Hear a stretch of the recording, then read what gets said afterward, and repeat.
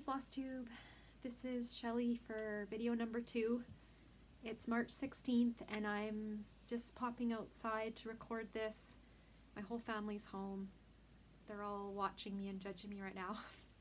The kids are on spring break and then we're just kind of waiting to see what happens after their 2-week break, if schools will remain closed or what the situation will be here. So I just thought I would record a quick update and just share my experience at Nashville Needlework Market. I want to show you the 4 cross-stitch projects that I've been working on, and I have 1 chart to show you from market and 2 charts that I'm hoping to give away. So I want to say a big thank you to everyone who watched video number 1, and so many of you commented and were very kind in your comments, and that was unexpected and encouraging, and I'm very thankful for you all. So I'm just going to quickly flip the camera and show you. I'm losing sunlight here and daylight, but I'll show you because we do have beautiful sunsets here. Or maybe I can't do that when I'm recording. You'll just have to take my word that it's beautiful. Anyways, so I don't even know if I can add anything to what's already been shared about Nashville, but Gary and Vonna did an excellent job on Fiber Talk. You can find them on YouTube. They were really good at covering the market, giving you a close-up look at some of the new designs, and taking you inside some of the rooms. So even though I was there, I sometimes went back to the hotel room, like in the evening, went back and watched their coverage just to make sure I wasn't missing anything.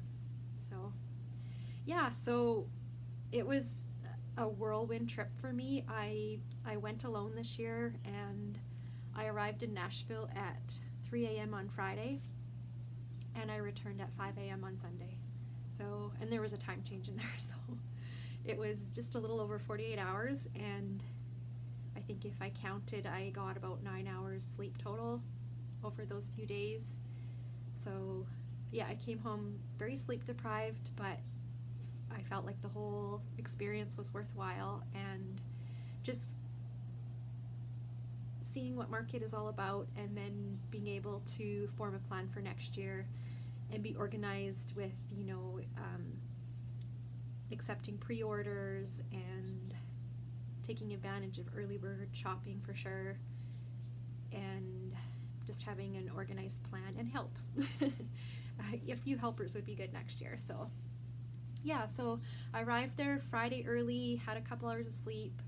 I did a little bit of shopping. Being from Canada, it's exciting to me to get to shop at Target and Hobby Lobby. We don't have either of those stores here, so I shopped at Target, shopped at Hobby Lobby. I should actually show you my main purpose for stopping at Hobby Lobby was to track down this frame, and Teresa Kitten showed this in one of her recent videos where she was sharing her Nashville releases, and she finished a piece and mounted it on this, and I just fell in love with the scallop border of this frame. So yep, I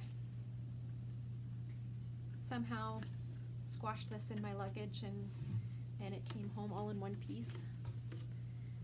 So yeah, so then I headed, oh, and one other place I shopped was I went to Craft South, which is a quilt shop that's owned by the fabric designer Anna Maria Horner, and so that was a real treat to go and see her store and her fabric selections, and just so many beautiful quilts hanging on the walls, and actually she had an embroidery section, a knitting section, and sewing patterns and notions. You know, there was really something there for everyone, and some really great classes. If you're local to Nashville, I am jealous that you have that close to you. So yeah, so then after doing that little bit of shopping, I registered at Market.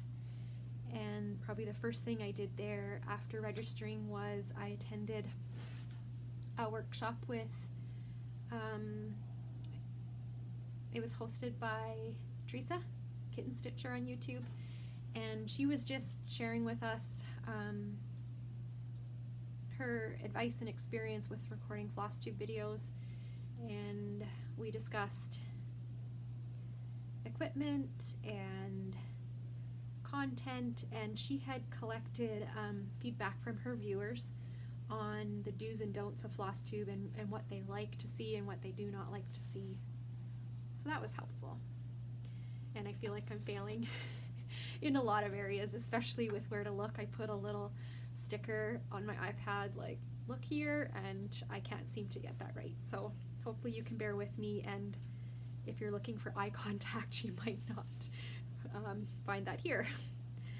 So, I was going to show you just one chart from Market. I did put some new designs on my website, creativequarters.ca, and I'm happy to offer free shipping to customers within Canada and US, and happy to order you in charts as long as they're available through distributors, and you're patient to wait a couple weeks by the time that I get it and then ship it to you.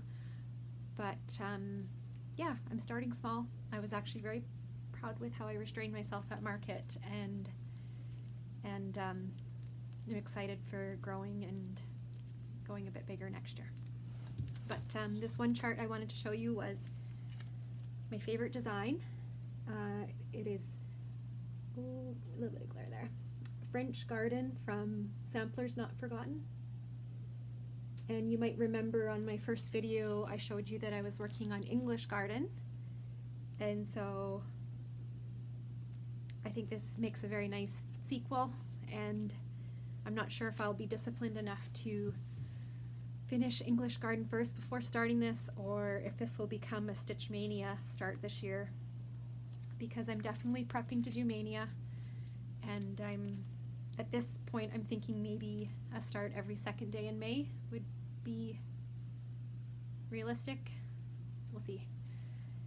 I have so many projects that I'm really eager to make a start on, so we'll see. But this particular design, the picture's beautiful, but the stitched model was absolutely stunning, and I had a few minutes to talk to Kimberly, the designer, and she told me that she was stitching some very long, putting some very long days in stitching before Market, and even at the last minute making changes to this design just to get it the way she wanted it. And yeah, she's done a very, very good job, and I just don't want anyone to overlook this one because it is beautiful. So, alright, so since I recorded Flosstube number 1, there's 4 pieces that I've worked on, and my first one is the Big Red Ship of Life from Ink Circles. And you might remember that I'm stitching this on 28 count Monaco, and I'm stitching it 1/1 with DMC. And so I did finish that bottom border. It almost killed me, but I did it. It was definitely getting a little bit tedious at the bottom. I just couldn't get any sort of momentum going, and it's the type of design where it's pretty easy to make a counting error. So I was happy to put the last stitches on the bottom border, and then looking ahead to these remaining 8 pages in here, there's some fun stitching ahead. I think I've saved the best for last, so excited to get back to this one. And I did get to meet Tracy Horner from Ink Circles, and I brought back some copies of the modestly sized ship, and I even brought back some of the called for Gloriana silk threads for that design. I'm just not sure if I will use those called for silks, the red and the navy, or because I've done this in green, find another green that's complementary and stitch that in another shade of green, and then when the smaller ship is released in future, find a third shade of green so they all kind of go together and look like they belong together.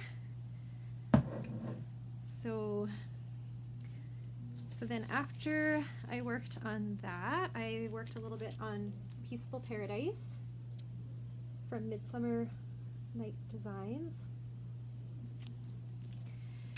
And most of the stitching that I accomplished in the past 2 weeks was on my travel days. So flying to Nashville and returning from Nashville, I had 3 flights, both directions, and a bit of a stopover in a few of the airports. And I know people like to complain about traveling and waiting in airports, but I mean, it was a gift to have that much time.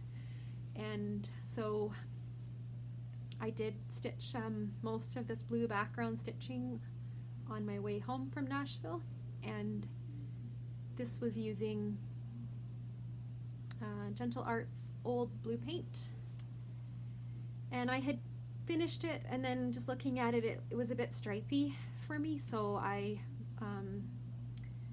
frogged a few sections and restitched them to get a look that I was going for. And then, yeah, you might be wondering what's going on with this. So this, sometimes I do this when I have just a short border here. I'll just use a scrap of fabric, and in this case I used like a quilting cotton and sewed it along the top. And that just helps with giving me a bit of fabric to clamp and use Q-snap, because I do like to use Q-snaps, and I use a Lowry floor stand. And actually just today, while I was trying to record, I received a FedEx delivery, and it was some of the accessories that I ordered for my Lowry stand.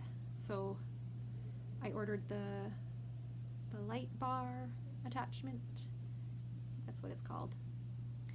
So I'm gonna look forward to clamping a light on the Lowry stand. And then I don't know what the other one's called. Is it like the accessory? It's where you can hang your threads, and there's a pin cushion. So that was some of my happy mail today. All right, so then after working on Peaceful Paradise, I've worked a little bit more on Barbara Anna's All Creatures Great and Small.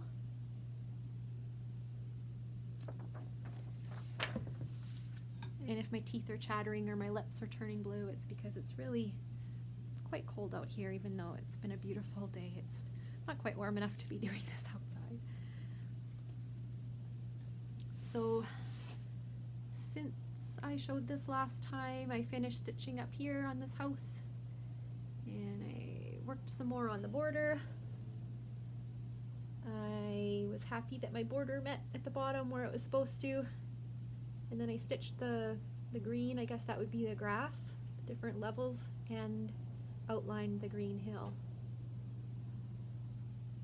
And yeah, that hill is substantial. That's going to be a lot of stitching to fill that in. But maybe later tonight I will work on this a bit more and get some more of that border finished. And then during my last video, I asked for your advice on which Scarlett house design I should start, and many of you voted for Martha Pudsey. A few of you voted for Susan Wasband. And ultimately, I asked my daughter which one should I start, and she chose this one. But don't worry, I am eager to start Martha Pudsey, and that will likely become a Stitch Mania start this year. So I've showed you the chart, and so this is my start on Susan Wasbend, and I'm stitching this on Lakeside Navy Bean, and it's a 40 count. And for threads,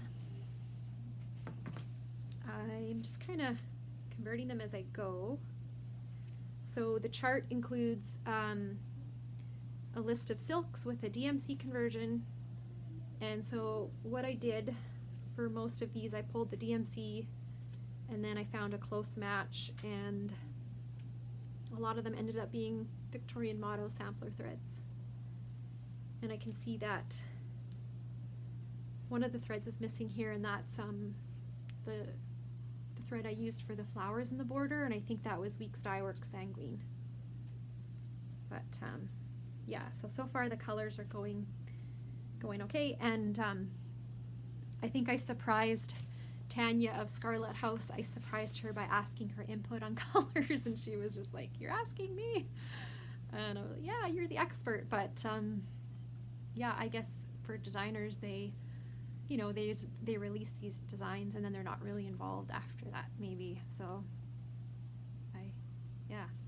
So so I have two charts here that I'd like to give away.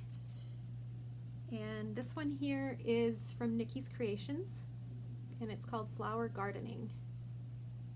And the picture does not do this one justice at all. I saw a stitched model of this, I believe it was in Yarn Tree's room, and it's really adorable. And it's a nice manageable size and has the listed DMCs on the back. So if you are interested in stitching this one, you could comment below and mention the word gardening in your comment, whether that's something that you enjoy or something that you failed at, like me. And the other chart that I'd like to give away is I Collect from Brenda Gervais of With Thy Needle and Thread. And I really love this one. I love the idea of stitching the outline of a jar and then adding those buttons on the linen to give it some dimension. And there was lots of tomatoes this year at market. So if you're interested in stitching this one, you could comment below and use I Collect in your comment, however you'd like. Be creative. So yeah, so I just want to say thank you if you've joined me today, and I would like to thank my wonderful customers, and I just feel like I've had so many interactions this week that have just reaffirmed to me that cross-stitchers are the best people, and there's been so much kindness, and thankful for all of you. If you'd like to follow my personal stitching, it's at Diary of a Stitcher on Instagram. My business is at creativequarters.ca on Instagram, and my website is creativequarters.ca. And I look forward to seeing you again. I'm at this point thinking maybe I'll record about once a month, just depending on what I have to show you. And I was just looking to see if my little dog was here to say goodbye to everybody, and I don't feel like she's wanting to join me right now, so maybe on a future video Georgia will make an appearance. And thank you very much. We'll see you